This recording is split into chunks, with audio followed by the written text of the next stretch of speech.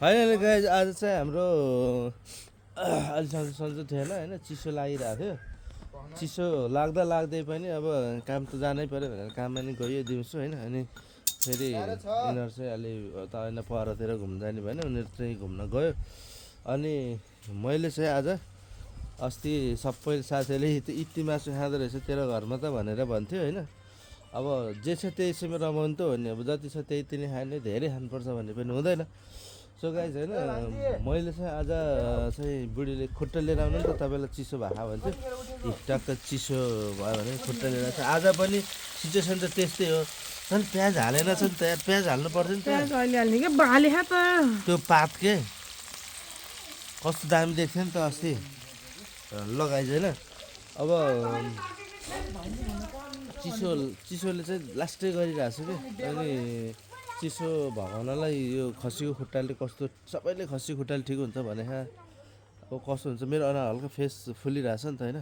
So I think so it will be better than before होइन। म चाहिँ आज चाहिँ खसीको खुट्टा खाना लगाइरहेको छु। मैले मात्रै होइन, सबैले खान्छ हाम्रो फ्यामिलीको। जे छ सानो फ्यामिली छ होइन, मिठो नमिठो जस्तो छ त्यस्तै खाइन्छ हाम्रो घरमा चाहिँ। हामीलाई यही मिठै हुनुपर्छ भन्ने चाहिँ छैन क्या। हामी एकदम सिम्पल लिभिङ आई थिङ्किङ भएको। आई थिङ्किङ त त्यस्तै हो, सब सदैव एउटै हो।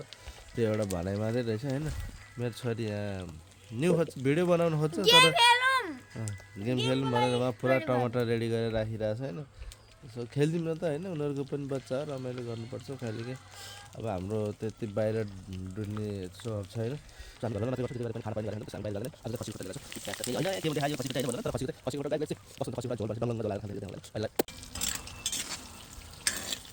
बुढीले बनाउँदैछन्, भुट्दैछन् कराईमा, खास कराईमा झोल हालेर लगाइज होइन। बनाउँदा 8 बजिसक्यो, यो लगभग 6 बजीतिर हो कि जस्तो लाग्छ मैले हामीले पकाउन थालेको।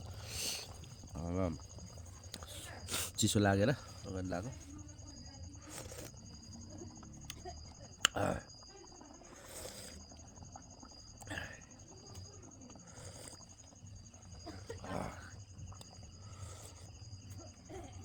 यति गर्दा पनि चिसो भागेन भने मलाई वास्तवमा चिसो भएको होइन क्या, अर्कै थोक भएको हो। हस्पिटल जान्छु चिसो लास्टै भयो भनेर अनुहार फुल्यो भनेर यो खान थाल्यो हो।